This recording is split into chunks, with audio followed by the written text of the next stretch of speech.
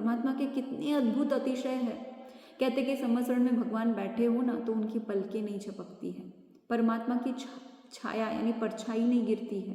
परमात्मा के समसरण में आने वाले व्यक्ति यदि अंधा हो तो आँख मिल जाती है, बहरा हो तो सुनने लगता है, गूंगा हो तो बोलने लगता है, लूला लंगड़ा हो तो उसके हाथ पैर आ जाते हैं, बीमार हो तो वो स्वस्थ हो जाता है।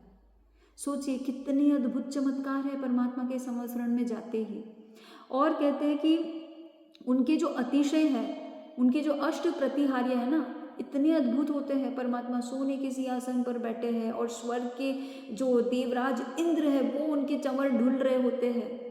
फिर 1 करोड़ से भी अधिक देवी देवता उनकी सेवा में लीन रहते हैं। साक्षात कुबेर आकर समसरण की रचना करता है। वहाँ का जो दिव्य वातावरण यदि देखे, वहाँ का वैभव यदि देखे तो चमत्कार को नमस्कार करने वाले लोग तो अवश्य ही प्रभावित होंगे, क्योंकि उनके तो परमात्मा के आंतरिक वैभव की खबर नहीं है, तो वो बाहरी वैभव से ही बहुत ही प्रभावित होकर नतमस्तक हो जाएंगे। परमात्मा का जो वैभव है उससे भी जो है लोग पूरी तरह से प्रभावित हो जाते हैं और इसीलिए उनके शरण में आ जाते हैं। अब जो नॉर्मल लोग हैं वो क्यों सेवन कर रहे हैं, तो वो उनके अतिशय से प्रभावित होकर अथवा उनके वैभव से प्रभावित होकर।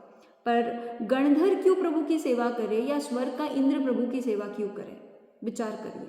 गणधर कौन है? 4 ज्ञान के स्वामी, मति श्रुत अवधि और मन परे ज्ञान, ये 4 ज्ञान है उनके पास।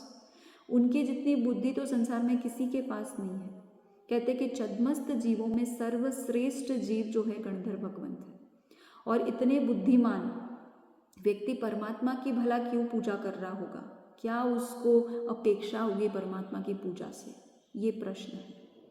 फिर कहते हैं कि इंद्र भी जो है परमात्मा की सेवा करता है।